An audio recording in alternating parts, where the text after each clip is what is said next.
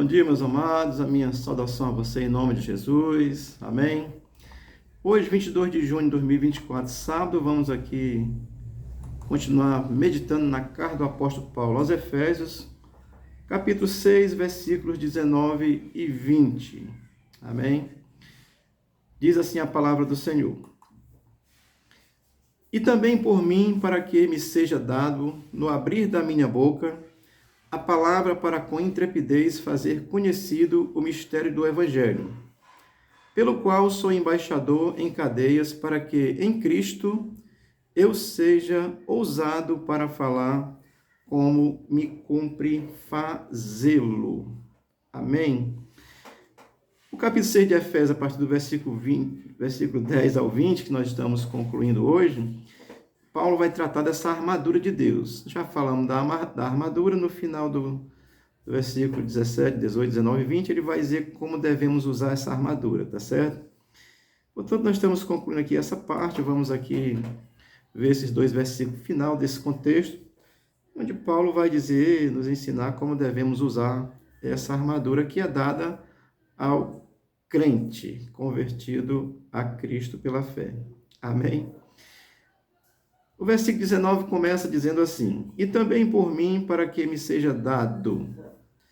Então, Paulo, ele, nos versículos anteriores, no 17 e no 18, Paulo fala da oração, que o cristão deve orar uns pelos outros, interceder, suplicar. E aqui Paulo vai chamar a atenção para isso, que essa oração e essa súplica também, ele está aqui pedindo especificamente por ele, que os irmãos deveriam orar por ele, e também por mim, ou seja, a sequência do texto anterior, orar também por ele, suplicar a Deus por ele, é isso que Paulo está dizendo. Isso nos ensina essa condição, essa disposição de que nós devemos orar, interceder uns pelos outros, isso é o natural, isso é o comum entre um crente, tá certo? E outro crente. Um crente não amaldiçoa o outro, não. Oh, Jesus, abençoa, tá certo? A Bíblia manda abençoar até os inimigos, tá bom, irmãos? Amém. Portanto, Paulo vai dizer assim: e também por mim, ou seja, interceda por mim, ore por mim, suplique a Deus por mim, tá certo? E ele vai dizer, para que seja dado, aí vai dizer, no abrir da minha boca, a palavra para com intrepidez. Ou seja, Paulo quer falar o evangelho com intrepidez. Intrepidez vai referir-se assim a falar com ousadia, a falar com coragem, com determinação, sem temor, com consciência daquilo que está falando, sabendo que é a verdade. Então a Bíblia vai ensinar isso, que falar com intrepidez é falar ousadamente, com coragem, com determinação, diante das adversidades da vida. Amém? É isso que Paulo está assim querendo, pedindo aos irmãos que orem para que ele fale com intrepidez, tá certo? Assim, a disposição de agir realmente com valentia, essa valentia espiritual que repreende as ações do mal, tá certo? Não é valentia que puxa a faca e dá um tiro no outro, não, tá bom? Mas é com essa ousadia do Espírito de falar com determinação as verdades de Deus, tá certo? Deixa eu ler um texto que Paulo está bem dentro desse contexto, assim. Atos, versículo 29, capítulo 20, Atos capítulo 26, versículo 28, diz assim: Então Agripa se dirigiu a Paulo e disse: Por pouco me persuades a me fazer cristão. Paulo está expondo a sua condição, que ele está preso, vai ser enviado a Roma. Aí na presença do rei Agripa, ele faz um discurso falando a verdade da palavra de Deus, porque o rei Agripa conhecia as verdades do Antigo Testamento, e assim ele expõe tudo isso. E Agripa vai dizer assim: olha, quase que eu me converto agora, Paulo. E, assim, Paulo está falando com ousadia diante de um rei, ele sendo uma pessoa presa naquela hora, mas fala o evangelho com ousadia. Então, Paulo está falando disso. A despeito das circunstâncias, nós devemos falar o evangelho com ousadia, com coragem, sem agredir, mas com coragem. Isso precisa dessa ação, da oração de intercessória de um de nós pelos outros, tá certo? Amém? E o versículo vai continuar dizendo assim: fazer conhecido o mistério do Evangelho. Ora, Paulo quer falar com intrepidez a verdade do Evangelho, fazer conhecido o mistério do Evangelho. Naquele momento, ainda estava sendo chamado de mistério, porque o mistério, na realidade, é a salvação, é a revelação da salvação em Jesus Cristo. Já faz aí 2024 anos que essa palavra vem sendo pregada. Não é mais mistério, o evangelho já está divulgado, entendido, compreendido e precisa ser crido. Amém? Precisa crer. Portanto, Paulo naquele momento diz para que eu torne conhecido o mistério do evangelho, ou seja, a salvação em Jesus Cristo. Glória a Deus. Chegou aqui no Ceará e eu criei, graças a Deus. Amém? Por causa da pregação de Paulo e de tantos outros que já morreram por essa verdade, tá certo? Deixa eu ler aqui Atos capítulo... Mateus capítulo 1, versículo 21. Diz assim: ela dará à luz um filho e lhe porás o nome de Jesus, porque ele salvará o seu povo dos pecados deles. Portanto, é desse mistério que Paulo está falando. Jesus Cristo Salvador. E aqui é quando Maria fica grávida e diz que ela dará à luz, porá o nome de Jesus, que salvará o povo dos seus pecados, tá certo? Quem crê está salvo. Essa é a verdade do Evangelho. É disso que Paulo pede para falar com intrepidez esse mistério, que é a salvação, está revelado. Estou lhe dizendo, pode crer nisso. Tem gente aí que fala em mistério, mas isso é outra coisa do neopentecostalismo. A gente pode explicar isso depois, que também é uma verdade. Mas assim, o mistério aqui é Cristo que já está revelado, tá certo? Então, nesse sentido, não tem mais mistério. O versículo 20 diz assim: pelo qual sou embaixador em cadeias. Ora, Paulo está preso, tá certo? E ele diz que é embaixador porque Paulo, ele é um autêntico representante do Evangelho. É um dos, né? Assim, eu diria que um dos mais autênticos, tá certo? Porque Paulo escreveu praticamente o Novo Testamento todo.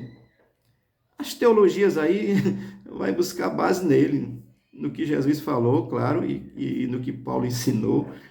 Então, esse negócio eu acho muito interessante, porque Paulo diz, pelo qual sou embaixador em cadeias, ou seja, eu sou um representante de Cristo. Estou preso, mas sou um representante de Cristo. Amém? Porque o representante de Cristo, às vezes, não está nos grandes palácios, não, nas coisas cheias de ouro aí, né? Até o vaso é de ouro, Jesus, glória a Deus. Então, Paulo diz, eu estou preso, mas eu sou embaixador de Jesus Cristo, estou falando a verdade. Amém? Com base nisso, eu vou dizer aqui, Atos 9:15. Disse-lhe, porém, o Senhor, vai, porque este é para mim um vaso escolhido, para levar o meu nome diante dos gentios e dos reis e dos filhos de Israel. Isso aqui é na conversão de Paulo, Atos 9:15, você lê Atos 9 todinho lá, que tem a conversão de Paulo. E Deus disse assim, olha, vai lá, Ananias, ora por ele, que esse aí eu vou mandar ele ir a muitos lugares, diante de reis e tal e tudo. Então, Paulo tem essa compreensão, ele é um embaixador do Evangelho, comissionado, chamado por Jesus, e Paulo creu em Jesus Cristo. Amém? E o versículo 20 vai terminar dizendo assim: para que em Cristo eu seja usado para falar como me cumpre fazê-lo. Ora, Paulo tem a consciência que foi chamado por Jesus Cristo para anunciar o seu Evangelho. Então ele está pedindo isso, olha, irmãos, orem por mim, eu estou preso mesmo, mas eu sou embaixador de Cristo, eu sou um representante de Cristo, eu fui chamado por ele a pregar o Evangelho, estou preso. E aí ele vai dizer assim, para que em Cristo eu seja usado para falar do que me cumpre fazê-lo, porque ele foi chamado por Cristo. Você está entendendo isso? Claro, né? E todo cristão que tem a fé, tem a convicção da fé, da salvação em Jesus Cristo, é chamado para falar dessa verdade. É comissionado para falar dessa verdade. Isso é gracioso, tá certo? Porque Jesus deu essa ordem lá em Mateus capítulo 28, versículo 19, quando ele fala ali essa última conversa com os discípulos antes de subir aos céus. Ele diz que, portanto, ide fazer discípulos de todas as nações, batizando-os em nome do Pai, do Filho e do Espírito Santo. E aí ele vai dizer assim, ensinando-vos a guardar todas as coisas que eu vos ensinei, e ele diz, eu estarei convosco até a consumação do século. Isso é muita coisa. Consumação do século é a vinda do Senhor, tá certo? Mas aqui eu estou olhando para essa condição de que Paulo está ensinando que aqueles que colocam a armadura de Deus, porque entenderam a fé, e a armadura de Deus eu vou já citar, só para você relembrar, e com essa armadura nós precisamos usá-la na pregação do Evangelho. Sabemos que fomos comissionados por Jesus e pregar a palavra com ousadia, pregar com coragem, Essa coragem não é a coragem de ofender os outros, não, porque quem ofende, na realidade, é um covarde, tá certo? Quem mata é covarde, quem aprisiona injustamente é covarde, quem faz alguma coisa de mal com os outros, na realidade, é covarde. Aqui, para pregar com ousadia e coragem o evangelho da verdade, sem ofender, dizendo a verdade. Quem se ofende é porque não entende a verdade. João 8,32 diz: conhecereis a verdade e a verdade vos libertará. Libertará dessas coisas, da religiosidade, da incredulidade. Isso é muito gracioso. Amém, amados? Portanto, estou aqui concluindo essa parte onde Paulo vai tratar sobre a armadura de Deus. E ele dá no versículo 17, 18, 19 e 20, ele vai dizer como usar a armadura. Nos anteriores ele diz como é a armadura, e aqui está dizendo como usar. Nós precisamos ter intrepidez na palavra, crer, orar, interceder, falar com ousadia, porque é a verdade do Senhor. Amém? Deixa eu dizer aqui uma coisa que é importante, lembrar assim, que a capacidade que nos é dada para pregar, ela em primeiro lugar, ela vem por esse chamado. É Jesus que chama, é se converter a Cristo. É a primeira coisa que deve acontecer. Foi o que aconteceu com Paulo. Antes ele fazia era matar os crentes. Quando ele se converte, a situação inverte. Depois ele vai estudar 3 anos, tá certo? E depois que ele estuda 3 anos, começa a pregar com essa ousadia. Porque, amada, a preparação teológica, ela vem depois. Se ela vier antes, é só filosofia, tá certo?